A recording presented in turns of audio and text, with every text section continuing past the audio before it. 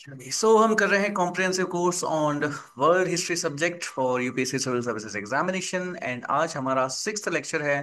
And sixth lecture होने का मतलब है कि उससे पहले हमने लेक्चर नंबर 1 2 3 करते करते इन टोटल 5 लेक्चर्स कर लिए हैं। एंड वी होप कि इन 5 लेक्चर के जो नोट्स हैं वो आपके वेल कंप्लीट होंगे और ये सारे के सारे लेक्चर्स आपके वेल रिवाइज भी जो है आपके पास यहाँ पे होंगे। यस सर, ये हमारे बारे पूरे के पूरे रिवाइज भी हैं। तो सर अभी तक हमने क्या क्या पढ़ा है? तो अभी तक हमने क्या क्या चीजें पढ़ी, तो हम लोगों ने देखा कि किस तरीके से आपके पास यहाँ पे फ्यूडलिज्म जो है आपके पास यहाँ पे आता है, किस तरीके से आपके पास फिर अमेरिकन रिवॉल्यूशन होता है, चर्च किस तरीके से है, एंड फ्रेंच रिवॉल्यूशन आपके पास यहाँ पे किस तरीके से जो है वो हो रहा है। तो लास्ट क्लास के अंदर अगर हम लोग देखें तो हम लोग यहाँ पे फ्रेंच रिवॉल्यूशन के बारे में जो है वो पढ़ रहे थे। हमने देखा था कि किस तरीके से आपके पास फ्रेंच रिवॉल्यूशन आपके पास होता है, क्या क्या रीजंस आपके पास यहाँ पे रहे, क्या क्या चीजें आपके पास यहाँ पे जो है वो होती है। क्लियर? तो एक बार फ्रेंच रिवॉल्यूशन को फिर से रिवाइज कर लेते हैं एंड फिर देखते हैं। तो फ्रेंच रिवॉल्यूशन के टाइम में हम लोगों ने देखा था कि आपके पास क्या होता है कि लुइस 14 आपके पास यहाँ पे होता है। एंड बट अगर मैं सोसाइटी को देखूँ कि सोसाइटी की कंडीशन बहुत ही बेकार होती है, पॉलिटिकल कंडीशन बहुत ही ज्यादा बेकार है। हम लोगों को ये तीन मेन रीजंस आपको यहाँ पे याद रखने चाहिए थे कि सर क्लर्जी होता है, नोबल होता है एंड पीजेंट्स आपके पास यहाँ पे होते हैं। एंड यहाँ का वोटिंग सिस्टम जो है बहुत ही ज्यादा खराब होता है। एंड सारा का सारा टैक्सेशन भी है तो किससे लेता लेते हैं, तो सारा का सारा टैक्स वो यहाँ पे पीजेंट्स के थ्रू ही जो है आपके पास यहाँ पे लेते हैं। एंड बाकी सब लोगों को जो ऊपर की जो दोनों ही क्लास है, इलाइट क्लासेस है, उनको को जो है टैक्स से एग्जाम्प्ट आपके पास यहाँ पे जो है वो किया जाता है। उसके बाद हम लोगों ने यहाँ पे रीजंस के अंदर देखा था कि सर आपके पास सोशल रीजंस हम लोग देखेंगे, पॉलिटिकल रीजंस देखेंगे, इकोनॉमिक रीजंस हम लोग देखेंगे। सोशल रीजन में देखें तो फ्यूडल सोसाइटी आपके पास होती है, थ्री स्टेट्स का कंसेप्ट आपके पास, क्लर्जी नोबल्स एंड जो कॉमनर्स का आपके पास यहाँ पे था, unequal access to the resources, feudal privileges and educated middle class. Educated middle class के बाद में हम लोग यहाँ पे देखते हैं कि एनलाइटन थिंकर्स का आपके पास यहाँ पे क्या रोल होता है। तो जॉन लोकी को हमने देखा था, मॉन्टेस्क्यू को देखा था एंड रूसो, इनको हमको याद रखना है। लोकी जो है आपके पास यहाँ पे टू स्टेट थ्योरी बताता है और रूसो जो है आपके पास क्या बताता है कि जनरल विल के ऊपर जो है वो हमको राजा को जो है वो काम करना चाहिए। फिर पॉलिटिकल पावर्स को हम लोग देखते हैं तो सेंट्रलाइजेशन ऑफ पावर था आपके पास एंड नोबिलिटी एंड क्राउन के बीच में आपके पास यहाँ पे रिफ्ट आ जाता है। नोबिलिटी और क्राउन के बीच में रिफ्ट कब आता है? जब यहाँ पर आपके पास यहाँ पे पॉलिटिक ये फाइनेंशियल रिफॉर्म्स जो है वो सुझाए जाते हैं। क्योंकि जब फाइनेंशियल रिफॉर्म सुझाए जाते हैं तो उस टाइम में टैक्स का भार जो कि कॉमनर्स के ऊपर यहाँ पे आपके पास होता है, उसको धीरे धीरे राजा क्या करता है, तो राजा नोबल्स के ऊपर डालने की कोशिश करता है। एंड जब राजा नोबल्स के ऊपर डालेगा जिनको कि आज तक टैक्स देने की आदत है नहीं, तो फिर वो टैक्स के अगेंस्ट में क्या कर देते हैं, अपोज कर देते हैं और उसको कभी भी पास होने नहीं देते हैं। इस वजह से क्राउन एंड नोबिलिटी के बीच में आपके पास क्या है, तो रिफ्ट आपके पास यहाँ पे आता जाता है। हम लोगों ने देखा था कि इस टाइम में आपके पास अमेरिकन रिवॉल्यूशन हुआ था जिसके अंदर फ्रेंच आपके पास पार्टिसिपेट करता है। एंड दूसरे भी बहुत सारे वॉर्स होते हैं जिसकी वजह से फ्रांस का जो है बिल्कुल आपके पास बैंक्रप्सी के ऊपर जो है वो चला जाता है। American civil war of independence आपके पास होता है, डिफेक्टिव टैक्स स्ट्रक्चर है, इन्फ्लेशन है, क्राइसिस आपके पास बिल्कुल ही आ जाता है। एंड फिर फाइनेंशियल रिफॉर्म का पैकेज जो है ये इकोनॉमिक रीजंस बनते हैं जिसकी वजह से आपके पास यहाँ पे क्या होता है, तो फ्रेंच रिवॉल्यूशन आपके पास यहाँ पे हो जाता है। रिवॉल्यूशन के एक कोर्स हम लोगों ने देखा था कि आपके पास किस तरीके से आपके पास यहाँ पे सारी चीजें आपके पास यहाँ पे होती है। तो रिवॉल्यूशन का कोर्स हमने देखा था, this will come as here कि सर क्या क्या चीजें आपके पास यहाँ पे होती है। तो फ्रेंच की पॉपुलेशन जो है आपके पास यहाँ पे चेंज हो जाती है, 98% जो है आपके पास यहाँ पे कौन है, कॉमनर्स ही आपके पास यहाँ पे होते हैं। और ये लोग कहते हैं कि भैया अब हम जो है वो सिस्टम को जो है वो साइन नहीं करेंगे, आपको जो है आपके के टैक्सेशन वाले सिस्टम को जो है वो बिल्कुल सही करना पड़ेगा, अदरवाइज जो है हम लोग इसको साइन जो है वो नहीं करते हैं। लास्ट में हम लोग देखते हैं कि अगस्त डिक्री आपके पास आती है। ये नेशनल असेंबली वाले आपके पास यहाँ पे क्या होता है, नेशनल असेंबली वाले, नेशनल असेंबली की चीज पता है आपको क्या होता है? कॉमनर्स, आई होप आप लोगों को ये चीज याद होगी कि जब फाइनेंशियल रिफॉर्म्स वगैरह सुझाए जाते हैं, जब बैंक्रप्सी आपके पास यहाँ पे पूरी तरीके से आ जाती है, तो फिर मैंने बताया था ना कि एक थ्री स्टेट की एक मीटिंग होती है। एंड थ्री स्टेट की मीटिंग को जो है वो सिर्फ और सिर्फ किंग ही कॉल कर सकता है, मगर उस थ्री स्टेट की मीटिंग को कभी भी किंग जो है वो कॉल करता ही नहीं है, किंग ने कभी उसको कॉल नहीं किया था। तब उसमें क्या होता है आपके पास यहाँ पे कि जब ये बैंक्रप्सी बहुत ज्यादा आई और जब फाइनेंशियल रिफॉर्म्स यहाँ पे सुझाए गए, तो राजा ने कहा कि भाई नोबल्स अब आप लोगों को जो है वो टैक्स देना पड़ेगा। अब नोबल्स उस टाइम में कहते हैं कि हम काहे टैक्स दें भैया, हम काहे टैक्स दें, सारा पैसे से, क्योंकि जो किंगशिप का जो खर्चा था ना वो भी उस टाइम में जो आपकी ट्रेजरी थी उसी के ऊपर आता था। तो नोबल कहते हैं कि भाई आपके जो रॉयल एंट्री करवाई है ना, हर जगह आपके ऐशो आराम में जो पैसा खर्चा हुआ है उसका टैक्सेशन हम क्यों दें। तो राजा कहते हैं कि भाई देना पड़ेगा। तो बोले कि ठीक है, हम कहते हैं देना पड़ेगा। बोले आप कैसे दो, आपके कहने से कैसे होगा? बोले हम जो है वो बिल पास कर देंगे, हम हुक्म देते हैं। बोले सर बिल पास करने के लिए भी आपको पता है क्या सिस्टम क्या है? बोले क्या सिस्टम है? बोले टू थ्री स्टेट की मीटिंग बुलानी पड़ती है। जब थ्री स्टेट की मीटिंग होगी, जब वहां पे बिल लाया जाता है, वहां पे जब लेजिस्लेटिव लाया जाता है, वहां पे जब पास कराया जाता है, तब कहीं जाकर के हमारे ऊपर जो है वो ये रूल बनेगा कि हम जो है वो टैक्स देंगे। तो बोले अच्छा ऐसा रूल है राजा को। एक्चुअली क्या है, लुइस 14 के टाइम में ये रूल्स बने थे और ये जो रिवॉल्यूशन वाला टाइम है ये लुइस 16 का टाइम है। यस। अब लुइस 16 तक, आज तक ये कभी मीटिंग हुई नहीं, तो लुइस 16 को ये पता ही नहीं कि मीटिंग बुलानी होती है। तब फिर लुइस 16 इस मीटिंग को कॉल करते हैं कि चलो ठीक है बुलाओ यहाँ पे। तो नोबल्स पहले तो होते हैं कि यार अब क्या करें, सब लोग जो है मीटिंग यहाँ पे आपके पास यहाँ पे बुला रहे हैं, कहानी सुनना ना पूरी। तो नोबल्स जो है वो परेशान होते हैं कि यार मीटिंग्स, तो नोबल्स में से एक जना उठ के बोलता है कि परेशान क्यों हो रहे हो, राजा को पता ही नहीं है, अगर मीटिंग होती भी है तो क्या दिक्कत है, हम सारे नोबल्स होकर के हमको वोटिंग सिस्टम भी तो पता होना चाहिए। बोले क्या वोटिंग सिस्टम है? बोले यहाँ पे हेड वाइज वोटिंग सिस्टम नहीं है, यहाँ पे कैसा सिस्टम है, यहाँ पे वोटिंग सिस्टम स्टेट वाइज है। अगर नोबल्स कहते हैं हम लोग नो कर देंगे, और ऑब्वियसली राजा भी नो ही कहेगा, तो हमारे नो मिल करके उनका एक यस से कोई फर्क ही नहीं पड़ता। तो ये जो टैक्स वाला सिला जो है वो कभी पास होगा ही नहीं। क्लियर? ये चीज नोबल्स को पता चल जाती है, तो नोबल्स कहते हैं कि सर बुला लो मीटिंग, राजा भी कहता है कि चलो मीटिंग बुला लो। अब यहां पर आपके पास क्या होता है कि मीटिंग बुलाई जाती है थ्री स्टेट की। उस टाइम में टाइम इतना बढ़ गया था कि जो आपके पास थर्ड स्टेट वाले लोग थे, कॉमनर्स थे, उनमें लोगों को पता ही नहीं था कि हम स्टेट का हिस्सा भी हैं क्या। तो आपके पास यहाँ पे लोगों को ढूंढा जाता है कि कौन कौन स्टेट का हिस्सा थे, उनको बुलाया जाता है कि भाई स्टेट की मीटिंग है, आपको आना है, और हम लोग जो है वो फाइनेंशियल रिफॉर्म्स जो है वो सजेस्ट करेंगे। तो लोग बड़े खुश होते हैं कि चलो भैया फाइनेंशियल रिफॉर्म्स जो है आपके पास यहाँ पे प्रस्तुत होने वाले हैं, और हम लोग वहां पे वोट करेंगे, और हम लोग जो है वो क्या करेंगे, हमारे हक में फैसला आएगा, और टैक्स का भार जो है वो क्लर्जी और नोबल्स के ऊपर भी पड़ेगा। उसके बाद में अब कॉमन मैन को पता ही नहीं है कि वोटिंग सिस्टम क्या है, क्योंकि कभी मीटिंग में गया हो तब तो मीटिंग ही नहीं हुई, तो वोटिंग सिस्टम का कैसे पता होगा उसको, पता ही नहीं उसको। तो फिर आपके पास यहाँ पे क्या होता है कि जो एनलाइटेंड लोग थे, जो एजुकेटेड लोग थे, जिनको इस सिस्टम के बारे में पता चला, उन्होंने कहा कि अरे पागलों कहाँ जा रहे हो। बोले हम वहां जा रहे हैं, फाइनेंशियल रिफॉर्म्स लेके आएंगे, हमारे हक की बात होगी, अब से हमारे ऊपर टैक्स नहीं आएगा इतना। बोले तुम पागल हो, तुम्हें पागल बनाया जा रहा है, तुम्हारे वोट का कोई काउंट ही नहीं है, कोई मतलब ही नहीं है। बोले कैसे? बोले वहां पे head count wise wise voting नहीं होती है, वहां पे जो वोटिंग होती है वो स्टेट वाइज होती है। यस, तो तुम चाहे कितने ही लोग हो और तुम यस कहो, वो वहां से दो आएंगे और 2/3 का आपके पास वोट हो जाएगा उनके पक्ष में, और वो सारा का सारा सिस्टम जो है वो नो में तब्दील हो जाएगा। क्लियर? अब लोगों को समझ में आया क्या ऐसा है।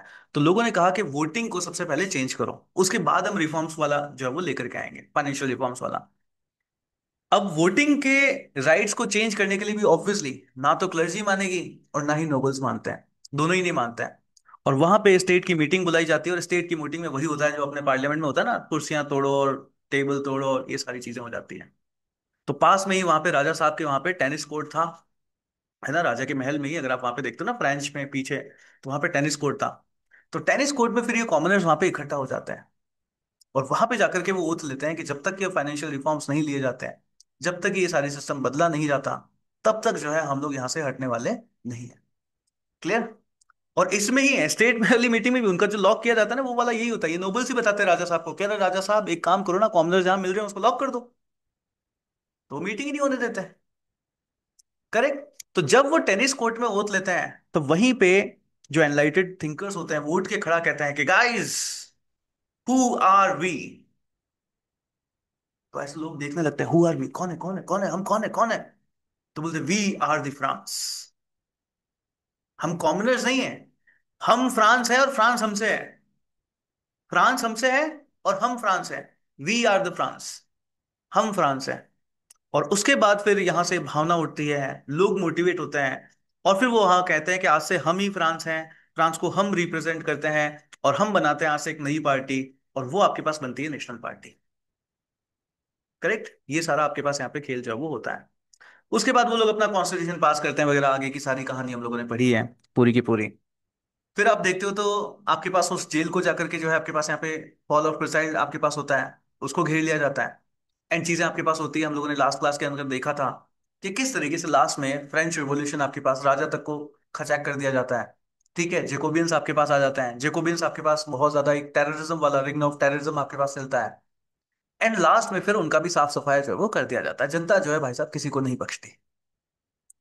उस टाइम में एक इंसान होता है जो खड़े खड़े सब देख रहा होता है, फ्रांस की सेना में ही। ठीक है, तो वो सारा सब देख रहा होता है, और वो कहता है कि आता मेरी बारी, माझी बारी आ गई, अब जो है अपनी बारी है, and that is Napoleon Bonaparte. और यहां से फिर नेपोलियन बोनापार्ट की स्टोरी जो है वो खत्म होती है, स्टार्ट जो होती है। तो जो फ्रेंच रिवॉल्यूशन हमने बताया था वो कहां से था आपके पास? कि रोल ऑफ फ्यूडलिज्म से लेकर के आपके पास कहां तक, नेपोलियन बोनापार्ट तक पूरा का पूरा जाता है। और फिर यहां से हम लोग यहाँ पे नेपोलियन बोनापार्ट जो है वो स्टार्ट करते हैं। रेडी? तो आज जो हम लोग यहाँ से नेपोलियन बोनापार्ट के बारे में पढ़ेंगे कि किस तरीके से नेपोलियन बोनापार्ट का आपके पास यहाँ पे क्या जो है वो रोल आपके पास यहाँ पे रहता है फ्रेंच रिवॉल्यूशन के अंदर। So this is Napoleon Bonaparte and ये कह रहे हैं कि स्वागत नहीं करोगे हमारा। Yes sir. सो चलिए साहब। तो 15 अगस्त 1769 के अंदर इनका जन्म होता है। बड़े ही गरीब परिवार में ये आपके पास यहाँ पे जन्म होता है इनका। धीरे धीरे फादर फैमिली वगैरह ये सब कुछ यहाँ पे लिखा हुआ है, इसको देख लेना आप लोग यहाँ पे। एंड माइनर नोबिलिटी के अंदर जो है यहाँ पे इनकी फैमिली जो है आपके पास यहाँ पे आते हैं। ज्यादा अमीर जो है यहाँ पर आपके पास थी नहीं। फ्रेंच एनेक्सेशन के टाइम में आप यहाँ पे देखते हो, जब फ्रेंच का एनेक्सेशन हुआ था आपके पास, कॉर्सिका कॉर्सिका का जब फ्रेंच एनेक्सेशन हुआ था, उस टाइम में फ्रेंच ने जब कॉर्सिका को एनेक्स किया था, तब ये यहाँ पे फ्रेंच में इनकी एंट्री हो जाती है। धीरे धीरे अब क्योंकि माली हालत अच्छी नहीं थी तो कुछ तो करना है। और ऑब्वियसली वो कहते हैं ना कि आई एम अ फाइटर वाली बात है कि भैया तुम कौन हो, कि हम जो है वो लड़ाकू हैं, फाइटर हैं। तो धीरे धीरे फिर इनकी एजुकेशन होती है और फिर इनका मिलिट्री के अंदर जो है इनका कैरियर आपके पास यहाँ पे स्टार्ट जो है वो हो जाता है। यस, मिलिट्री के अंदर इनका करियर जो है वो स्टार्ट हो जाता है। जब आपके पास ये रॉयलिस्ट एंड जेकोबियंस के बीच में आपके पास यहाँ पे प्रोटेस्ट चल रही थी, तो उस टाइम में ये नेपोलियन बोनापार्ट जो है आपके पास यहाँ पे पेरिस के अंदर होता है। और पेरिस में उस टाइम में पर्शियन मॉब का आपके पास यहाँ पे अटैक हो जाता है। तो इनको बोला जाता है कि भाई तेरे को जाना है और संभालना है। और इनको भी दिखता है कि बिल्कुल भाई मौका है, मौका मौका मौका मौका। तो इनको लगता है कि भैया मौका आ गया है, चौका मार के दिखाना है। ऐसा साइलेंटली उस मॉब को उन्होंने साफ किया ना कि सब लोग खड़े के खड़े देखते रह गए कि अरे भैया हमला करने वाले आए थे, वो गए कहाँ पे। ऐसा साइलेंटली साफ किया। जबरदस्त वहां पर शौर्य की वो कहते हैं ना कि पराकाष्ठा ही बताई गई। और पूरे के पूरे रिवोल्यूशन को जो है उन्होंने उसी टाइम में आपके पास वहां पे साफ जो है वो कर दिया। एनेक्सेशन मतलब हथियार लेना, उसके ऊपर अधिकार कर लेना। क्लियर? और वहां से फिर उनको जो है मिलिट्री जनरल के अंदर जो है उनका एक बिल्कुल शानदार वाला करियर जो है आपके पास यहाँ पे स्टार्ट हो जाता है। क्लियर सभी को? समझ आया? क्या है आपके पास, पहले वो कॉर्सिका में आपके पास थे, कॉर्सिका में रहते थे। बट जब फ्रेंच ने कॉर्सिका का एनेक्सेशन किया, मैं एक एक चीज को याद दिला रहा हूँ क्लास में, प्लीज याद कर लेना। कॉर्सिका में थे, बट जब फ्रेंच ने कॉर्सिका का एनेक्शन किया तो वो ऑब्वियसली क्या हो गए, फ्रेंच का पार्ट हो गए। गरीब परिवार से थे, पुअर नोबिलिटी से थे। धीरे धीरे उनकी एजुकेशन हुई एंड बाद में मिलिट्री के अंदर अपना करियर जो है वो बनाना स्टार्ट करते हैं। मिलिट्री के अंदर करियर जो है बनाना स्टार्ट करते हैं। फिर क्या हुआ, जब आप यहाँ पे देखते हो कि सर जेकोबियंस हैं, रॉयलिस्ट हैं, इन दोनों के बीच में टसल चल रही है। उस टाइम में नेपोलियन बोनापार्ट कहाँ होते हैं, पेरिस में होते हैं। पेरिस के ऊपर आप यहाँ पे देखते हो तो पर्शियन मॉब का अटैक होता है। उस पर्शियन मॉब के अटैक को रिवर्ट करने के लिए, उसको संभालने के लिए यहाँ पे क्या किया जाता है, तो उनको बोलते हैं कि भैया तुम जाओ और देखो इसको, है ना, ये टास्क आप अपने हाथ में लीजिए। इनको दिखता है कि भैया मौका आ गया है, चौका मारना है, राजा साहब को बिल्कुल खुश कर देना है, ऐसा मॉब को हैंडल करना है। तो बिल्कुल साइलेंटली मॉब को जो है वहां से उन्होंने स्विफ्ट जो है वो कर लिया। राजा साहब बड़े खुश होते हैं और फिर इनको मिलने लगते हैं प्रमोशन पे प्रमोशन। क्या मिलेंगे? प्रमोशन पे प्रमोशन जो है आपको यहाँ पे मिलने लगने जो है वो लग जाता है। अब देखो यहाँ पे आप इस टाइम में देखते हो ना तो सिचुएशन बड़ी खराब चल रही थी। आप लोगों ने देखा होगा कि फ्रेंच के अंदर जो है आपके पास यहाँ पे सिस्टम बना था, पार्लियामेंट्री सिस्टम, जो रिवॉल्यूशन के टाइम में हम देखते हैं कि सर डायरेक्टरी बनाई गई थी आपके पास। तो डायरेक्टरी कुछ 4 साल आपके पास यहाँ पे हुए थे और डायरेक्टरी धीरे धीरे आप देखते हो तो फाइनेंशियल क्राइसिस के अंदर चली जाती है। बिल्कुल लोगों के अंदर बिल्कुल उनकी पॉपुलैरिटी बहुत ही ज्यादा खराब हो जाती है, इनएफिशिएंटली वो लोग कम काम करते हैं। एंड सबसे बड़ी चीज उनके अंदर जो होता है वो होता है पॉलिटिकल करप्शन। कि सर क्या ये डायरेक्टरी कुछ काम करेगी? नहीं, ये कोई काम नहीं करती है। तो क्या करते हैं, ये सब करते हैं कैरम रवानू, जूस पिवानू एंड मजानी लाइट। जैसा तो पूरा का पूरा जो ट्रेजरी का पैसा था वो अपने ही कंफर्ट में वो लोग यूज करने लग गए। कहीं पे भी जा रहे हैं ना कि भाई रेलवे स्टेशन के ऊपर बीवी को छोड़ने जा रहे हैं, तो भी आपके पास क्या है, सरकारी गाड़ी जा रही है ना। सरकार बाजार से मार्केट से सब्जी लेने जाना है तो भी सरकारी गाड़ी जा रही है। तो हर जगह सरकार का ही पैसा आपके पास यहाँ पे यूज होने लगा। एंड पॉलिटिकल करप्शन आपके पास यहाँ पे बहुत ज्यादा चल जाता है। तो फाइनेंशियल क्राइसिस जो है आपके पास यहाँ पे फ्रांस में फिर से जो है वो आ जाता है। यस, रिवोल्यूशन के एंड होने के बाद भी हम लोग यहाँ पे देखते हैं तो फ्रांस के अंदर फाइनेंशियल क्राइसिस आपके पास बहुत ज्यादा आ रहा है। अब इस फाइनेंशियल क्राइसिस को जनता भी तो खड़े खड़े देख रही है, तो जनता बार बार यहाँ पे विद्रोह करती रहती है। एंड इस डायरेक्टरी को क्या है, उस विद्रोह को आपके पास यहाँ पे दबाना होता है। अब दबाएंगे कैसे भाई, आपको ऑब्वियसली हेल्प लेनी पड़ेगी। और हेल्प किसकी लोगे सर, हमको हेल्प लेनी पड़ेगी ऑब्वियसली सेना की।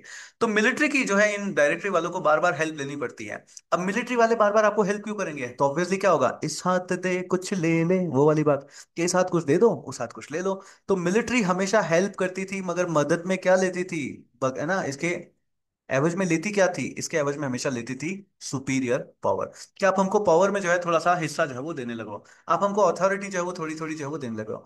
तो 4 सालों में ऐसा सिस्टम हो गया कि जो डायरेक्टरी के पास यहाँ पे पावर आई थी, वो धीरे धीरे पूरी की पूरी पावर आपके पास यहाँ पे मिलिट्री के अंदर जो है वो शिफ्ट हो जाती है। क्लियर? यहाँ तक चीज समझ आई? क्या हुआ आपके पास कि सर फ्रेंच रिवॉल्यूशन था, पहले मोनार्की थी, मोनार्की के बाद डायरेक्टरी और सिस्टम आपके पास यहाँ पे बनाया जाता है। डायरेक्टरी के अंदर जो जो 4 साल अगर हम लोग देखते हैं तो वहां पे करप्शन बहुत ज्यादा बढ़ गया था। उन्होंने ट्रेजरी का पूरा पैसा अपने ही ऊपर जो है वो यूज करना जो स्टार्ट कर दिया था। डेवलपमेंट के नाम के ऊपर कुछ भी चीजें करी नहीं थी। महंगाई बहुत ज्यादा बढ़ गई थी और ये लोग जो है भोग विलास वाली जिंदगी जो है वो जी रहे थे। जब जनता विद्रोह करती थी तो सेना का साथ लेते थे वो। और सेना का अगर साथ लोगे तो सेना बदले में क्या मांगती है? सेना कहती है कि हमका चाहिए पावर, हमका चाहिए अथॉरिटी। तो राजा साहब हम हमका अथॉरिटी दे दो, हम जो है तुम्हारी रक्षा जो है वो कर लेंगे। क्लियर? ये चीज चलती है आपके पास। तो धीरे धीरे पूरा का पूरा पावर जो है वो ट्रांसफर किसके पास हो जाता है? आप देखते हो तो मिलिट्री के पास में पूरा का पूरा पावर ट्रांसफर जो है आपके पास यहाँ पे हो जाता है। तो ये चीज आपके पास यहाँ पे चलती है। क्लियर? चलिए सर, फिर आपके पास क्या होता है? फिर हम लोग यहाँ पे देखते हैं तो November 9, 1799 का टाइम होता है। अब ये क्या होता है ना कि बार बार भाई अब राजा भोग विलास कर रहा है, मजे कर रहा है ना, सॉरी ये डायरेक्टरी वाले भोग विलास कर रहे हैं, मजे कर रहे हैं। जब कभी भी कुछ भी होता है तो सीधा सेना को फोन कर देते हैं कि जाओ जाओ जाओ, मॉब जो है वो आ रही है, हमारे यहाँ पे अटैक कर रही है, तुम जो है जाकर के संभालो। तो ये भी ना, अब जब इनको पूरी पावर मिल गई तो अब किस बात का? जब पावर मिल गई, पावर हमारे हाथ में आ चुकी है, तो अब जो है वो किस बात की हम तुम्हारी बात माने? तो बोले जनता को जान दो और इनको हड़कान दो, ये वाली बात तो चलती है आपके पास। तो ये ना खुद भी मिलिट्री भी आपके पास क्या होती है, फ्रस्ट्रेट हो जाती है कि यार ये ना क्या चल रहा है, ये लीडरशिप ना हमारे यहाँ की जो है बड़ी खराब है। तो मिलिट्री आपके पास यहाँ पे परेशान हो जाती है और वो सोचती है कि भाई हमको अब जो है वो क्या करना चाहिए, हमको एक कोप जो है यहाँ पे कर देना चाहिए, मतलब कि तख्ता पलटी जो है हमको यहाँ पे कर देनी चाहिए। तो फिर यहाँ पे आपके पास नेपोलियन बोनापार्ट जो है वो लीडरशिप लेते हैं और वो कहते हैं कि हम जो है यहाँ पे क्या करेंगे, हम जो है यहाँ से तख्ता पलटी जो है आपके पास यहाँ पे कर देंगे। और यहाँ पर आपके पास जो डायरेक्टरी का पूरा सिस्टम है इसको अबॉलिश कर दिया जाता है। एंड यहाँ से आपके पास सिस्टम होता है कंस्यूलेट का सिस्टम आपके पास यहाँ पे स्टार्ट होता है। और कंस्यूलेट सिस्टम में फर्स्ट काउंसिल आपके पास यहाँ पे कौन बन जाते हैं? तो नेपोलियन बोनापार्ट खुद को बोल देंगे कि सबसे पहला इंसान है ना, फर्स्ट काउंसिल कौन है? मैं हूं, हम है, अहम ब्रह्मास्मि। यस। जो सबसे पहला फर्स्ट काउंसिल आपके पास कौन होंगे? तो नेपोलियन बोनापार्ट जो है वो खुद को ही वहां पे अपॉइंट जो है वो इसके लिए कर लेते हैं। This event mark the end of the French revolution and the beginning of the Napoleonic era. अब उसके बाद ये क्या करेंगे? तो उसके बाद ये बहुत सारे रिफॉर्म्स लेंगे। रिफॉर्म्स किस किस में? तो पॉलिटिकल रिफॉर्म्स लेने की जरूरत है, फाइनेंशियल रिफॉर्म्स लेने की जरूरत है, ठीक है, रिलीजन वाइज रिफॉर्म्स लेने की जरूरत है। तो इन सारे एरियाज के अंदर जो है ये आपके पास यहाँ पे रिफॉर्म्स लेते हैं। जिन रिफॉर्म्स को दो बड़े नामों से जाना जाता है, एक तो जिसको बोलते हैं नेपोलियनिक कोड, और एक आता है आपके पास यहाँ पे कॉन्टिनेंटल सिस्टम। क्लियर? समझ आई चीजें चल क्या रही है? फ्रेंच रिवॉल्यूशन हुआ, मोनार्की का सिस्टम चल रहा था, रिवॉल्यूशन हुआ, रिवॉल्यूशन के बाद डायरेक्टरी बनी, ठीक है, इधर नेशनल असेंबली बनी। डायरेक्टरी वालों ने क्या किया? तो डायरेक्टरी वाले करप्शन में चले जाते हैं, भोग विलास में चले जाते हैं, सारा पैसा खुद से यूज कर रहे हैं। जब जनता विद्रोह कर रही है तो वो क्या करते हैं? सेना को बोलते हैं कि जाओ तुम संभालो। सेना कहती है हम संभाल तो लेंगे मगर हमको क्या चाहिए? पावर चाहिए, है ना, हमका चाहिए पावर। तो बोले ठीक है तुम पावर, धीरे धीरे पूरी पावर शिफ्ट हो गई। तो अब सेना भी बोलेगी अब काहे का, अब क्या दोगे तुम हमें, है ना, अब जाए जनता तुम्हें मारे, मार खाओ और क्या। करेक्ट? तो फिर जनता जब सेना परेशान हो जाती है, फ्रस्ट्रेट हो जाती है, तो फिर सेना क्या कहती है कि भैया आप जो है वो कोप कर दो। नेपोलियन बोनापार्ट आते हैं और कहते हैं कि तुमको क्या चाहिए था? बोले हमको एक अच्छा फ्रांस चाहिए था। तुमको क्या चाहिए था? बोले फाइनेंशियल रिफॉर्म चाहिए था। बोले तुमको क्या चाहिए था? पॉलिटिकल रिफॉर्म चाहिए था। बोलेगा मैं दूंगा, तो मुझे सपोर्ट करोगे? बोले बिल्कुल करेंगे। बोले हम तख्ता पलटी कर दें? बोले बिल्कुल कर दो। और वो है तख्ता पलटी कर दी उन्होंने। करेक्ट? तो इस तरीके से आपके पास यहाँ पे नेपोलियन बोनापार्ट का रोल जो है आपके पास यहाँ पे आता है। अब उसके बाद वो क्या करेंगे? अब यहाँ पे बहुत सारे रिफॉर्म्स लेंगे, ठीक है, रिफॉर्म्स लेंगे। एंड अब कहानी सुनना ना, फिर एक बार मैं पहले क्रक्स समझा देता हूँ आपको, ताकि उसके बाद सारा समझ में आएगा। तो देखो चीजें होती क्या है। नेपोलियन बोनापार्ट अब आपके पास यहाँ पे बहुत सारे रिफॉर्म्स लेंगे, पॉलिटिकल रिफॉर्म्स लेंगे, रिलीजियस रिफॉर्म्स लेंगे, एंड फाइनेंशियल रिफॉर्म्स है वो इकोनॉमिक रिफॉर्म्स लेते हैं for the betterment of France. अब फ्रांस तो इतू सा है, यूरोप में फ्रांस तो इतू सा है, आसपास कितना सारा है, रशिया वशिया सारे इतना सारा है। क्या उन लोगों को पसंद आएगा? उन लोगों को पसंद नहीं आता है। तो ये जितने भी आसपास वाले देश हैं इन सब की फिर फ्रांस के साथ टसल जो है वो स्टार्ट हो जाएगी। और नेपोलियन बोनापार्ट इन सबके साथ लड़ाइयों में जो है वो आपके पास उलझ जाते हैं। ये सारी चीजें आपके पास यहाँ पे जो है वो होने लगेगी। क्लियर? यस। अब देखो रिफॉर्म्स में अंदर वो जो है वो क्या क्या लेने गए। पॉलिटिकल रिफॉर्म्स में ऑब्वियसली वो सारा सेंट्रलाइजेशन डिसेंट्रलाइजेशन वगैरह वो सारा हम अभी देख लेंगे, वो सारी चीजें करेंगे। इकोनॉमिक रिफॉर्म्स के अंदर इन्होंने काफी सारी चीजें करी, उसको समझना ज्यादा जरूरी है।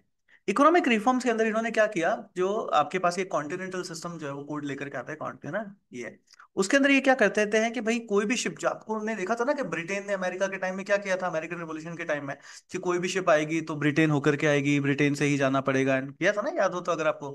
तो वही चीजें आपके पास यहाँ पे भी चलती हैं कि भाई ये कहते हैं कि ब्रिटेन के साथ जो है हमारा किसी तरह का मतलब वहां की शिप्स को हम यहाँ पे आने नहीं देंगे। ठीक है, ब्रिटेन ऑब्वियसली।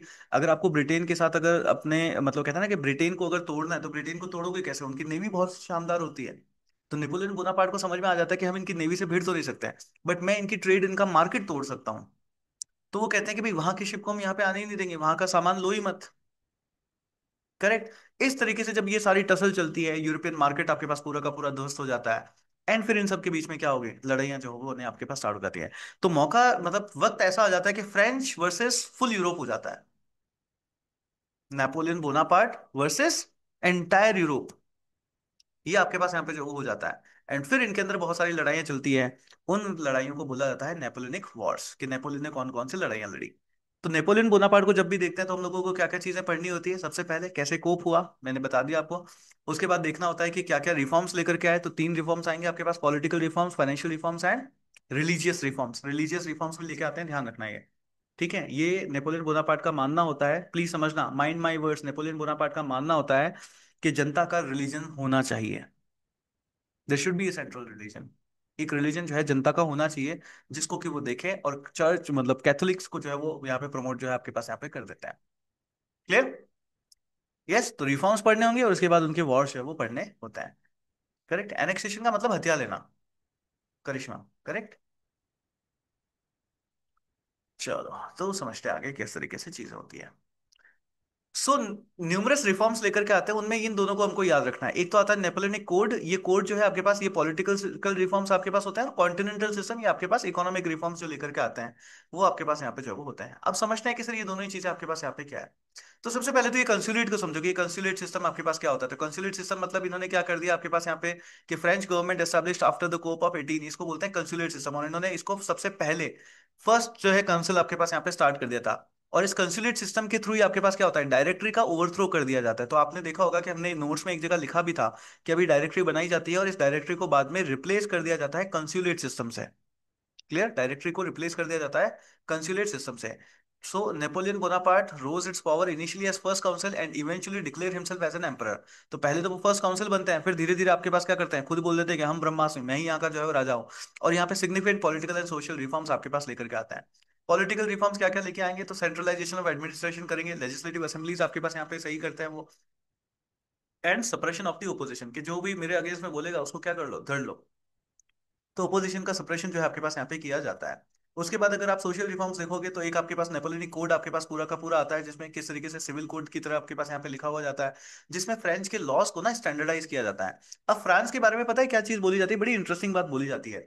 जैसे अपने इंडिया में कहते हैं ना कि यूनिटी इन डाइवर्सिटी, की इंडिया में डाइवर्सिटी बहुत ज्यादा है, कि अगर अपन थोड़ा सा भी आगे जाए, है ना, कि बोलते हैं ना चार कोस पे बोली बदल जाती है इंडिया में। चार कोस अगर आप चलते हो तो बोली बदल जाती है, कल्चर बदल जाता है।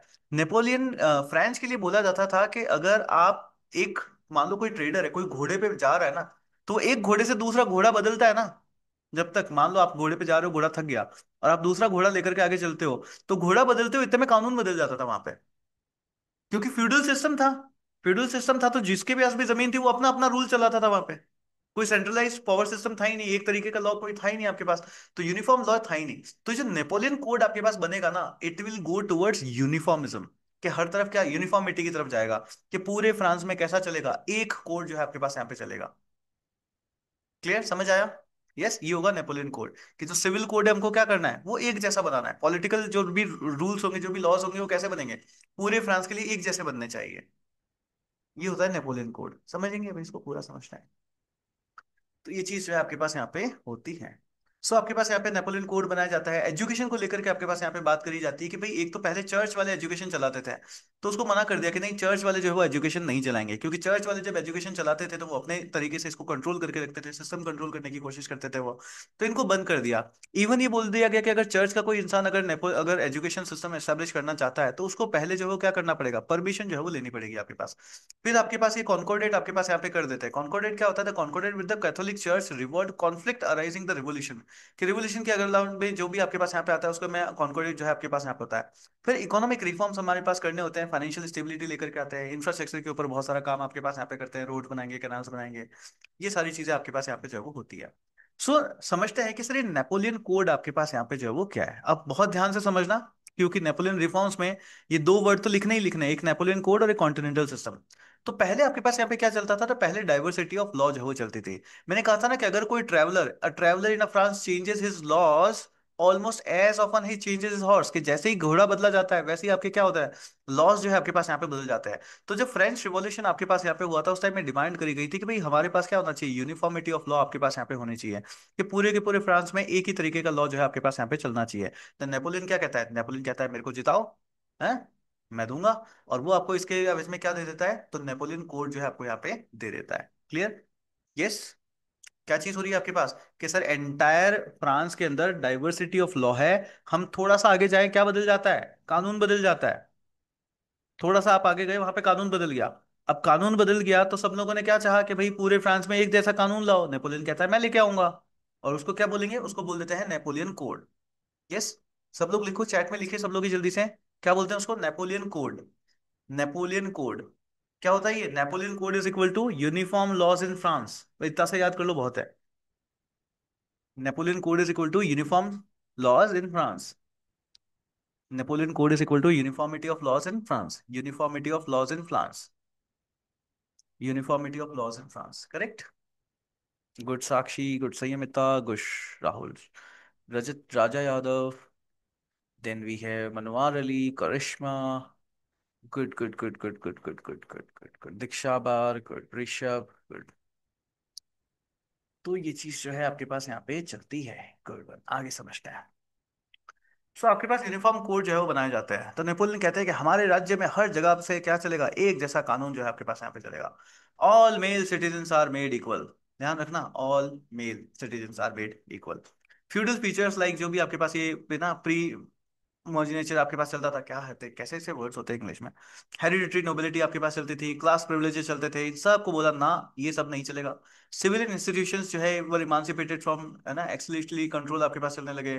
इट्स सबॉर्डिनेट और family women under the authority of the man आपके पास रखा गया, deprive women of any individual rights and reduce the rights of the illegitimate children.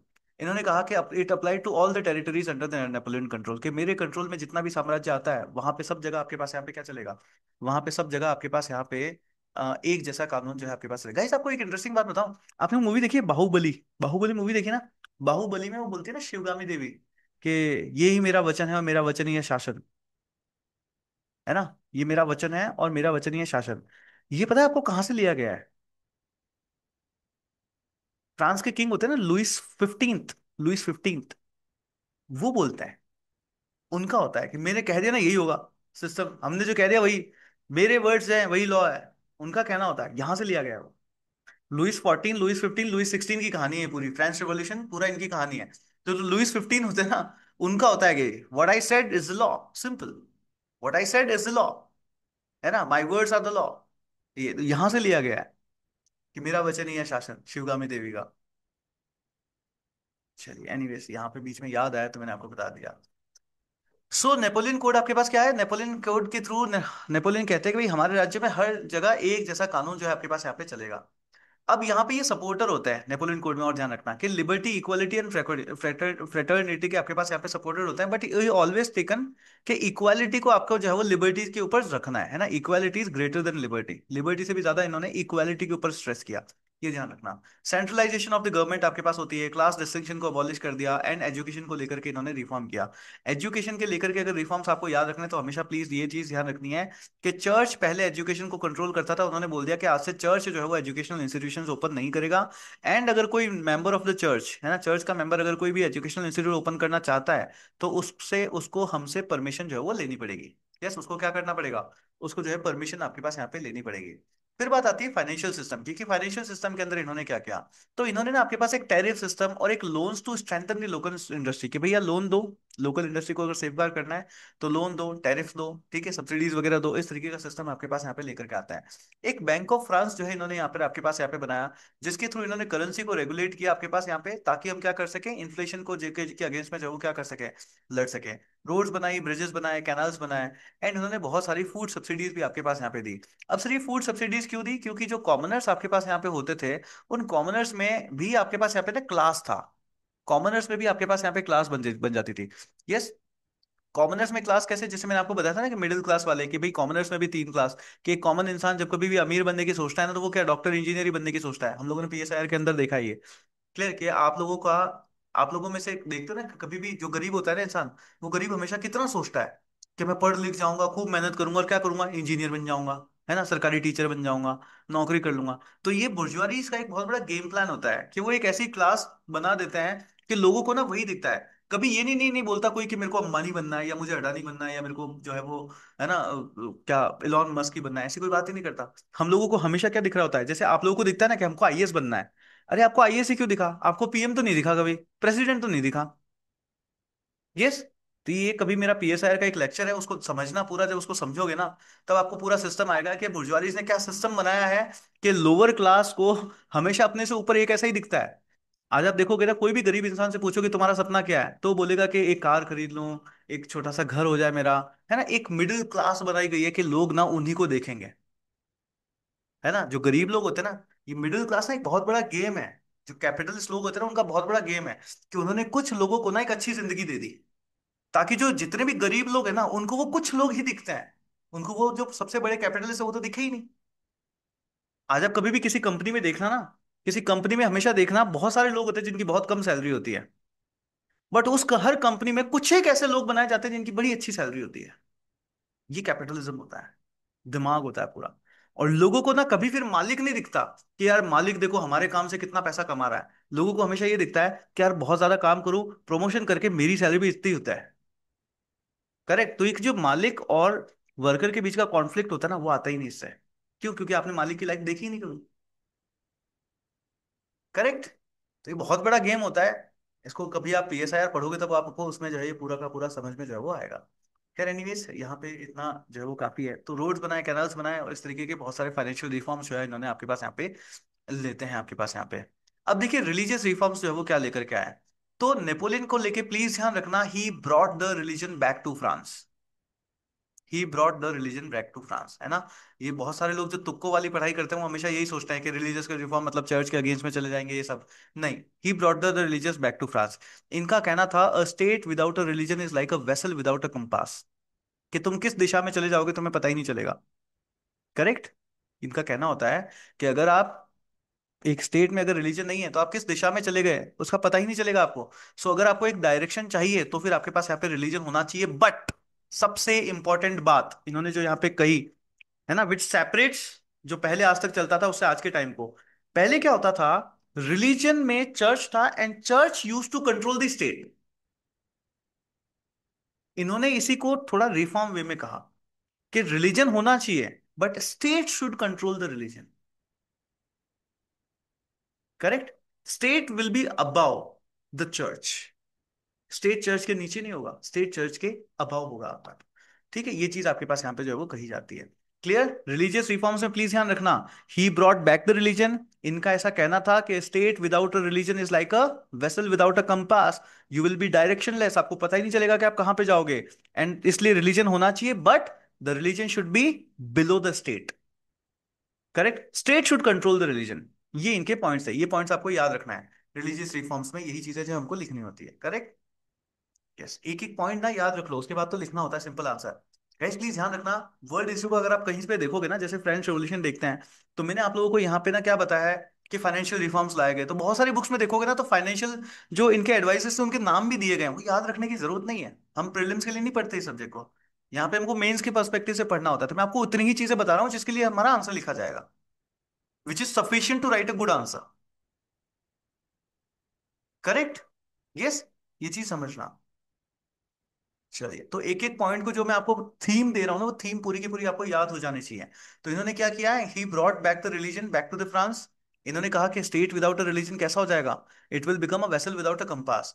People must have a religion and that religion must be under the control of the government, very important point. It should be under the control of the government. तो इन्होंने क्या किया, इन्होंने Catholic church के साथ में आपके पास एक अग्रीमेंट करते हैं। उस अग्रीमेंट को आपके पास बोला जाता है कॉन्कोर्डेट। क्लियर। उस अग्रीमेंट को आपके पास यहाँ पे बोला जाता है कॉन्कोर्डेट, प्लीज ध्यान रखना, उस अग्रीमेंट को आपके पास यहाँ पे बोला जाता है कॉन्कोर्डेट। तो इन्होंने क्या किया, इन्होंने पूरे चर्च के स्टेटस को फिर से रीडिफाइन कर दिया। इन्होंने कहा कि एजुकेशनल इंस्टीट्यूशन जो है would be controlled by the state, इसको स्टेट कंट्रोल करेगा। कोई भी ऑफिशियल चर्च का जो है वो, he is not allowed to open an educational institute, कि भैया आप जो है वो ओपन नहीं कर सकते, और अगर इसके बाद भी अगर आपको ओपन करना है तो फिर आपको एक प्रायर परमिशन जो है आपको यहाँ पे लेनी पड़ेगी। इसके अलावा इन्होंने कहा कि जो भी बाइशॉप्स आपके पास वगैरह होते हैं, कोई भी पोप वगैरह होते हैं, इनका जो अपॉइंटमेंट होगा ना वो एक लिस्ट से किया जाएगा। और वो लिस्ट कौन बनाएगा, तो वो लिस्ट जो है आपको स्टेट वाले जो है आपके पास यहाँ पे देते हैं। क्लियर सभी को? Yes, clear. ये सारे रिलीजियस रिफॉर्म्स जो है आपके पास यहाँ पे लिए जाते हैं। So Roman Catholic religion was recognised as the religion of the majority of the French people. और इनमें जो ज्यूज थे या जो प्रोटेस्टेंट्स आपके पास यहाँ पे थे, इनको भी प्रोटेक्शन जो है आपके पास यहाँ पे दी जाती है। एंड आई होप आपको याद हो कि प्रोटेस्टेंट्स हम लोग किसको जो है वो कहते हैं। क्लियर? ये रिलीजियस रिफॉर्म्स याद रह जाएंगे। सबसे पहला, what is the first point? What is the first point? That he brought back the religion. Second point, the religion should be under the control of the government. Correct. फिर third point, इन्होंने agreement किया एक church के साथ, उसको क्या बोलते हैं? उसको बोलते हैं कॉन्कोर्डेंट। अग्रीमेंट में क्या पार्ट रखा गया आपके पास, कि कोई भी आपके पास यहाँ पे चर्च का जो मेंबर है वो एजुकेशनल इंस्टीट्यूशन ओपन नहीं कर सकता।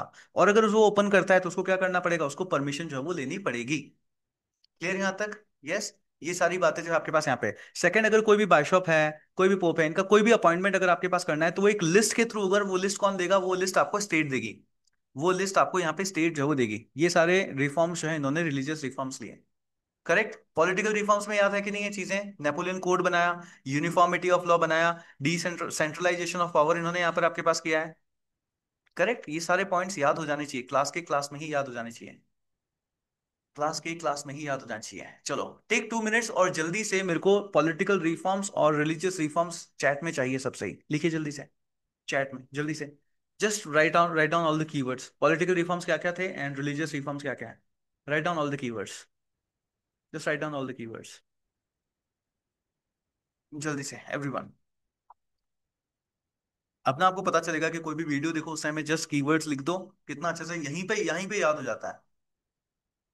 और ये चीज आप वीडियोस में कर सकते हो, जैसे आप कोई भी यूट्यूब के ऊपर वीडियो देख रहे हो, है ना, कुछ भी पढ़ा आपको अच्छा लगा एकदम से, भले लास्ट तक याद नहीं रहे ना, उसको वहीं पे पॉज किया, फटाफट से कमेंट सेक्शन में लिख दिया, हो गया सिस्टम, वहीं याद हो गया।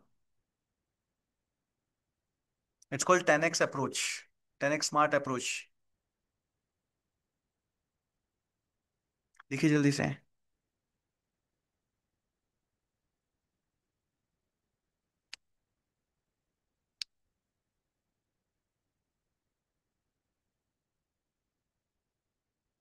फास्ट गाइस फास्ट, जल्दी से। करिश्मा, मीनाक्षी, भूमि, तरंग, मनोहर अली, अभिषेक, अच्युत, अधिवा खानम, अनामिका, विश्वकर्मा, आरजू, आशीष, आयुष, वदनी, भूमि, दीक्षा, गौरव, गौरी, हिमांशी, एवरीवन जल्दी से।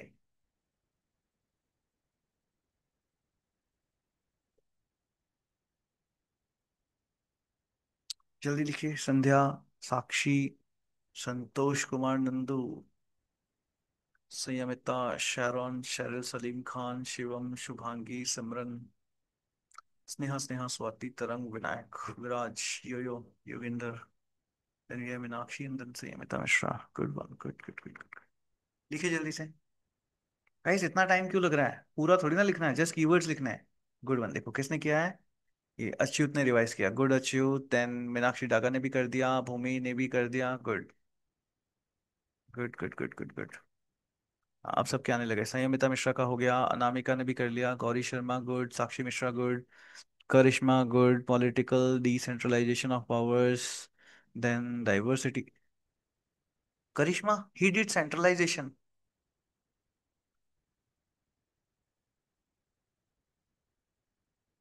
Napoleon Bonaparte did centralization. Decentralization तो फ्यूडलिज्म में था, वो वहां पे याद रखना है ना। ये देखो बहुत क्लियरली लिखा हुआ है यहाँ पे, सेंट्रलाइजेशन ऑफ द गवर्नमेंट। हो गया ना, देखो गलती पता चल गई, यहीं पे पता चल गया गलत, यहीं भी पता चल गया गलत। करेक्ट। चलो Sandhya good, good good good good. चलो गुड गाइस, गुड। आगे देखते हैं। सो फाइनेंशियल रिफॉर्म्स लिए गए, रिलीजियस रिफॉर्म्स आपके पास यहाँ पे लिए जाते हैं। अब उसके बाद देखो नेक्स्ट आपके पास आता है कॉन्टिनेंटल सिस्टम। तो कॉन्टिनेंटल सिस्टम में ना ये शिप याद रखना, ठीक है, और इन भाई साहब को याद रखना कि जो कोई भी शिप आती है उसको नो बोल देते हैं, ना भैया फ्रेंच में एंट्री नहीं होगी। ठीक है, तो इनका मेनली ब्रिटेन के साथ आपके पास यहाँ पे पंगा जो है वो, और एंटायर फ्रांस एंटायर यूरोप के साथ यहीं से पंगा जो है आपके पास स्टार्ट होता है इस कॉन्टिनेंटल सिस्टम की वजह से। तो क्या होता है, French had lost access to the colonial markets as British and allied navies prevented trading ships to getting through. ठीक है, तो इनकी शिप्स को वहां पे आने नहीं देते थे।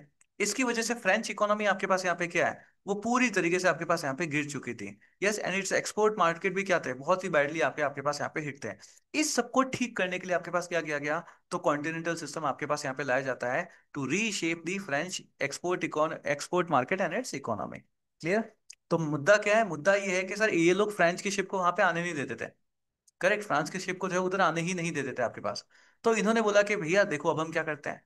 तो लोगों ने इनसे पूछा कि भैया अब तुम क्या करोगे, तो नेपोलियन बोनापार्ट के कहा कि हम जो है वो ब्रिटेन को ही क्रिपल कर देंगे। क्या करेंगे, हम जो है ब्रिटेन को ही क्रिपल कर देंगे। तो बोला ब्रिटेन को क्रिपल कैसे करोगे, इनके पास एक स्ट्रॉन्ग नेवी है। क्या है, इनके पास एक स्ट्रॉन्ग नेवी है। So he decided to do so by destroying the British trade, कि मैं नेवी को तो नहीं हथिया सकता, लड़ाई से ना डायरेक्ट कॉन्फ्लिक्ट हम नहीं कर सकते इनके साथ, डायरेक्ट वॉर में हम इनके साथ नहीं आ सकते हैं। तो हमको क्या करना है, हमको उनकी इकोनॉमी तोड़नी है, उनकी कमर तोड़ो, इकोनॉमी तोड़ो आपके पास। So he started building his own ship, कि हम ना अपनी खुद की शिप बनाएंगे।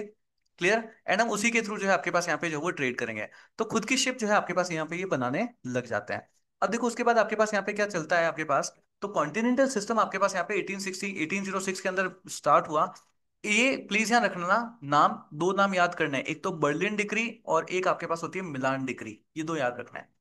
Berlin decree and Milan decree, Berlin decree and Milan decree, दो वर्ड्स हैं याद रखना। कॉन्टिनेंटल सिस्टम में भी दो चीजें समझानी पड़ेगी, Berlin decree and Milan decree. पहले बर्लिन डिक्री डिक्री होती है, फिर मिलान डिक्री होती है। देखो बर्लिन डिक्री के थ्रू तो बोला कि देखो तुम्हारी शिप यहाँ पे नहीं आएगी, सिंपल हम हमारी शिप से काम करेंगे। करेक्ट, कि कोई भी ब्रिटेन की कोई भी दूसरी यूरोपियन शिप हमारे कोस्ट पे आएगी ही नहीं, हमारे इधर नहीं आएगी। ये यूरोपियन है ना, कि यूरोपियन का जो भी कोस्ट है वहां पे कोई भी दूसरी शिप नहीं आएगी। तब तक ये लड़ाई भिड़ाई करके सब जगह अपना दबदबा बना चुके हैं। तो बोले कोई भी यहाँ पे नहीं आएगा, ब्रिटेन वाले परेशान। तो ब्रिटेन वाले कहते हैं ना कि चलो ठीक है भैया, वो कहते हैं ना कि आपने देखा है कि स्मगलिंग करनी है। मान लो जैसे सिस्टम समझना ही है, ये सिस्टम समझना है एक, कि मान लो अगर हम यहाँ पे कह दें कि यहाँ पर जो है वो शिप आनी थी, ठीक है, और यहाँ पे बोल दिया कि नहीं तुम्हारी शिप यहाँ पे नहीं आएगी। तो इन्होंने बोला ठीक है कोई बात नहीं, दूसरा रास्ता निकालते हैं। तो दूसरा रास्ते के थ्रू इन्होंने क्या निकाला कि भैया ठीक है एक काम करो, हमारी शिप जो है वो यहाँ से यहाँ पे आएगी, और यहाँ पर जो है एक लोकल शिप यहाँ पे रहेगी। ठीक है, हम हमारा सारा सामान इस लोकल शिप में डाल देंगे, फिर लोकल शिप तो आपके यहाँ पे आ सकती है ना। तो इस तरीके से आपके पास इलीगली, या इसको बोलते हैं स्मगलिंग, स्मगलिंग करके भी आपके पास ब्रिटेन गुड्स को जो है यहाँ पे पहुंचाने लग गया था ब्रिटेन। तो जो लोकल शिप्स अब ये साथ दे रही थी, लोकल लोग जो इनका साथ दे रहे थे, उनको रोकने के लिए फिर वापस लाया जाता है आपके पास मिलान डिक्री। क्लियर, बर्लिन डिक्री के थ्रू और मिलान डिक्री, दो याद रखनी है। बर्लिन डिक्री के थ्रू तो क्या किया जाता है, मना किया जाता है कि कोई भी शिप यहाँ पे नहीं आएगी, हम सारा ट्रेड जो करेंगे हमारी खुद की शिप के साथ करेंगे। करेक्ट। बट उसके बाद क्या हुआ, इसमें धांधली करने लग गए। लोकल लोगों ने बोला कि ठीक है लोकल शिप आएगी ना, हम सामान रास्ते में से समुद्र से तुम्हारा सामान हमारे अंदर लाद देंगे। करेक्ट, उसको रोकने के लिए फिर क्या किया जाता है, मिलान डिक्री आपके पास लाई जाती है। ठीक है, उसको रोकने के लिए आपके पास यहाँ पे मिलान डिक्री जो है वो लाते हैं। तो ये चीज आपके पास चलती है। सो कॉन्टिनेंटल सिस्टम आपके पास 1806 के अंदर यहाँ पे स्टार्ट होता है। ठीक है, and with Berlin decree, Berlin decree क्या होता है, it band British ships from entering European ports, कि किसी भी यूरोपियन पोर्ट के ऊपर ब्रिटिश शिप आपके पास यहाँ पे जो है वो नहीं आ सकती। तो ये क्या करेंगे, ये तिकड़मबाजी करना स्टार्ट कर देता है। So Britain made a concrete effort to undermine the continental system by contracting out shipments with ये क्या कहते हैं, न्यूट्रल वेसल्स, कि जो भी न्यूट्रल अगर कोई भी लोग होता था उनके साथ उन्होंने कॉन्ट्रैक्ट कर दिया कि एक काम करो, हमारा जहाज वहां जा नहीं सकता, तुम्हारे जहाज में हम है ना बीच में ओशन में कहीं पे हम हमारा सामान तुमको दे देंगे, तुम वहां पे लेकर के चले जाना। तो नेपोलियन ने इसके अगेंस्ट में फिर आपके पास यहाँ पे मिलान डिक्री इश्यू करते हैं 1807 के अंदर। And it aimed against smuggling, कि अगर इस तरीके की किसी ने अगर कोई भी धांधली करी है तो देख लेना बेटा, सीधा कन्फिस्केशन कर दिया जाएगा। है ना, तुम्हारी पूरी की पूरी शिप भी क्या हो जाएगी, जब्त हो जाएगी। है ना, जो बोले तालाबंदी कर देंगे, जब्त कर देंगे तुम्हारे शिप को। तो ये चीज आपके पास, नेपोलियन कहते हैं हमसे होशियारी जो है वो नहीं करने का, हमसे होशियारी जो है वो नहीं करने का। अब देखो इसमें क्या होता है, इसमें ये चीज होती है कि आपने ठीक है ब्रिटेन के गुड्स को यहाँ आने से मना कर दिया, ब्रिटेन के गुड्स यहाँ पे आ नहीं रहे, लोकल इंडस्ट्रीज के गुड्स ही यहाँ पर हैं। अब लोकल इंडस्ट्रीज को भी गुड्स को अगर बनाने के लिए आपको सप्लाई चाहिए, बहुत सारी चीजें चाहिए, सामान तो चाहिए, सारा सामान आपके पास है थोड़ी ना, तो आप बना लोगे। तो ये एफर्ट पूरा दिया तो गया था कि हम हमारे लोकल इंडस्ट्रीज को सपोर्ट करेंगे, हमारे मार्केट को जो है वो ऊपर उठाएंगे, बट ये ना उल्टा पड़ जाता है, और फ्रांस की इकोनॉमी फिर से जो है क्या चली जाती है, नीचे जो है वो चली जाती है आपके पास यहाँ पे। तो ये जो है इनसे यहाँ पे ये पूरा सिस्टम, कॉन्टिनेंटल सिस्टम जो था, ये कैसा हो जाता है, ये आपके पास यहाँ पे फेल हो जाता है, समझना है इसको।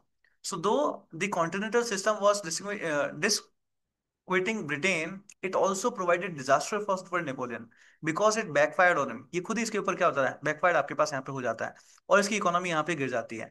तो French customs revenue all subsequently, European nations were starved off British colonial goods, coffee, sugar, tobacco, cocoa, ठीक है, ये सब कुछ इनको चाहिए था, मगर ये सब कुछ इनको मिला ही नहीं।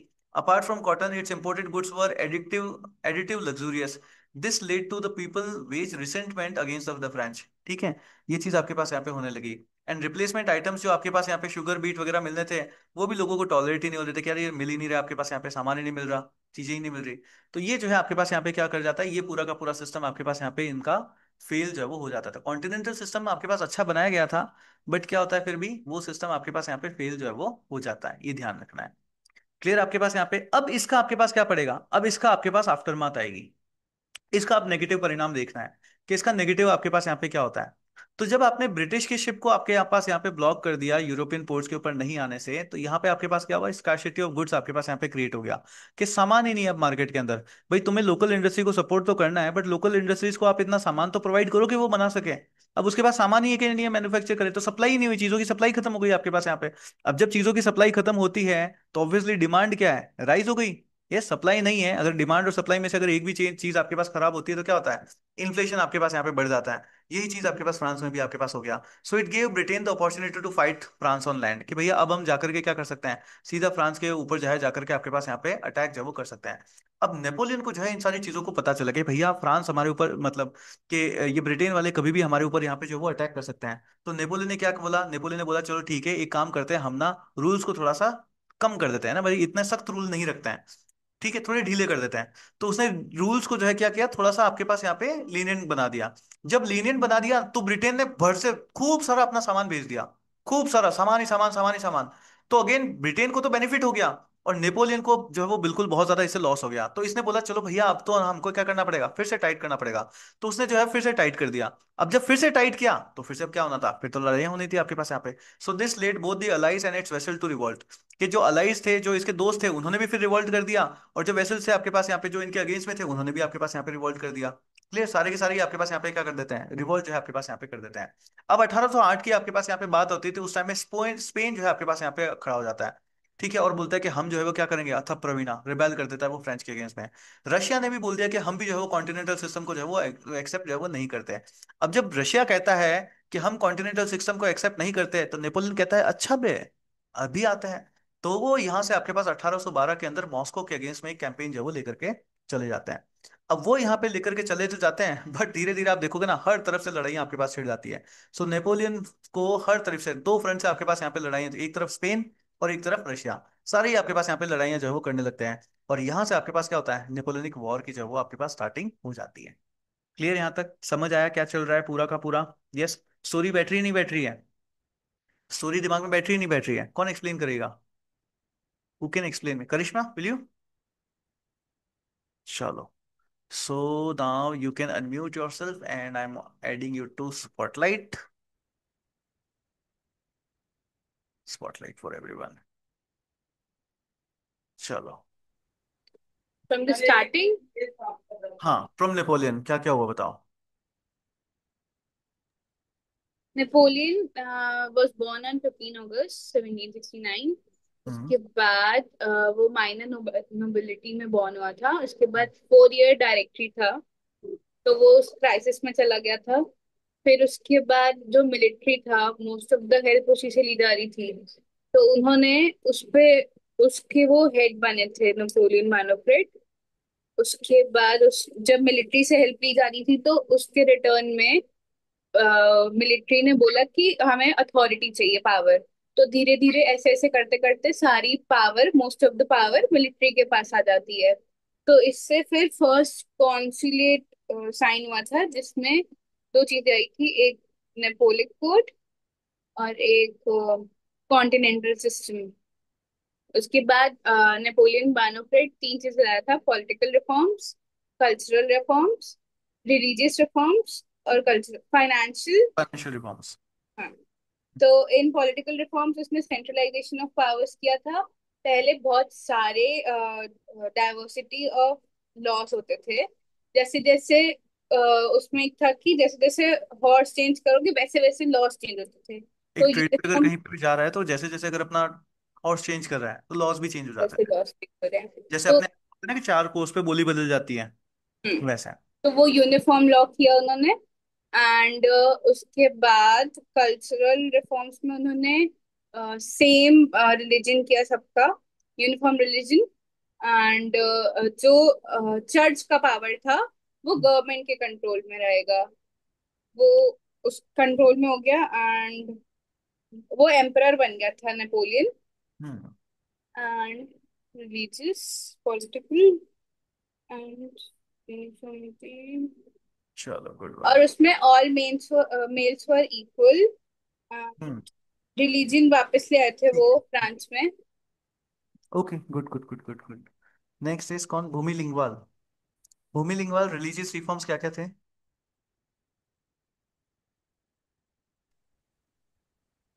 रिलीजियस रिफॉर्म्स क्या क्या दिए गए? रिलीजियस रिफॉर्म्स में सबसे पहले एजुकेशन सिस्टम इन्होंने चर्च से हटा दिया था कि अब चर्च किसी भी टाइप का एजुकेशन सिस्टम, एजुकेशन इंस्टीट्यूट नहीं खोल सकता है। अगर कोई चर्च का मतलब कोई भी इंसान, कोई भी जो पर्सन होगा रिलीजियस इंस्टीट्यूट को भी खोलना चाहेगा तो उसे परमिशन लेनी पड़ेगी।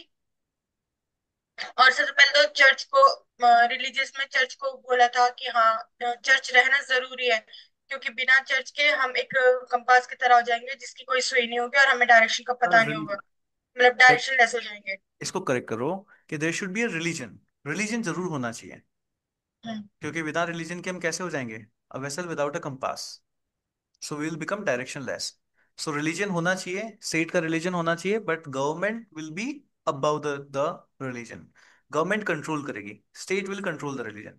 पहले आपके पास क्या चलता था? तो पहले आपके पास रिलीजन जो है वो स्टेट को कंट्रोल करने लग गया था, है ना? जो राइज ऑफ चर्च वगैरह फ्यूडलिज्म के टाइम में हमने देखा था। तो ये सारी चीजें आपके पास यहाँ पे होती हैं। क्लियर? हम्म। कॉन्टिनेंटल सिस्टम के बाद आप यहाँ पे देखते हो कि भाई मॉस्को है ना, ने भी मानना, इनसे रशिया ने बोल दिया कि भाई हम जो है कॉन्टिनेंटल सिस्टम को नहीं मानते, स्पेन ने भी मना कर दिया। मॉस्को कैंपेन हो जाता है, इधर से रश से स्पेन से भी लड़ाइयाँ हो रही हैं।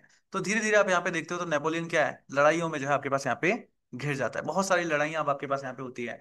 इनको बोलते हैं नेपोलियनिक वॉर्स। सो 1799 से लेकर के 1815 तक जो है यहाँ पे पर आपके पास यहाँ पे चलता है, जिसमें क्या होता है, France versus rest of the Europe. पूरा यूरोप ही जो है इनके अगेंस्ट में आपके पास यहाँ पे जो है वो चल जाता है। So it continuation of the French revolution war में आपके पास यहाँ पे चलता है, 23 साल तक ये लड़ाई आपके पास यहाँ पे चलती है।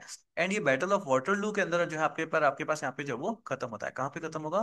तो बैटल ऑफ वाटरलू के थ्रू जो है आपके यहाँ पे आपके पास खत्म होता है। अब देखो टाइमलाइन वाइज हमको सारी की सारी लड़ाइयाँ याद रखने की जरूरत नहीं है, बट हमें पता होना चाहिए ताकि हम हमारे आंसर में थोड़ा बहुत जो है वो लिख सकें। सो 1803 के अंदर हम लोग देखते हैं कि ग्रेट ब्रिटेन जो है सबसे पहले इन्होंने जो है फ्रांस फ्रांस के अगेंस्ट में लड़ाई आपके पास यहाँ पे छेड़ दी कि हम जो है वो लड़ाई कर रहे हैं। तो जब वो कहते हैं ना कि जब एक यहाँ पे लड़ाई कर रहा है, इन दोनों में लड़ाई हो रही है, तो जो दूसरे जो इसके दुश्मन होते हैं वो कहते हैं अरे चलो चलो हम भी दोस्ती, हम भी अलायंस बना लेते हैं, हम भी हमला कर देते हैं। तो इधर से आप यहाँ पे देखते होते कि ब्रिटेन है, रशिया है, ऑस्ट्रिया है, स्वीडन है, इन्होंने भी क्या किया, इन्होंने भी अलायंस अलायंस बना लिया। ठीक है, और इन्होंने भी फ्रांस के अगेंस्ट में आपके पास यहाँ पे लड़ाइयाँ जो है वो स्टार्ट कर दी।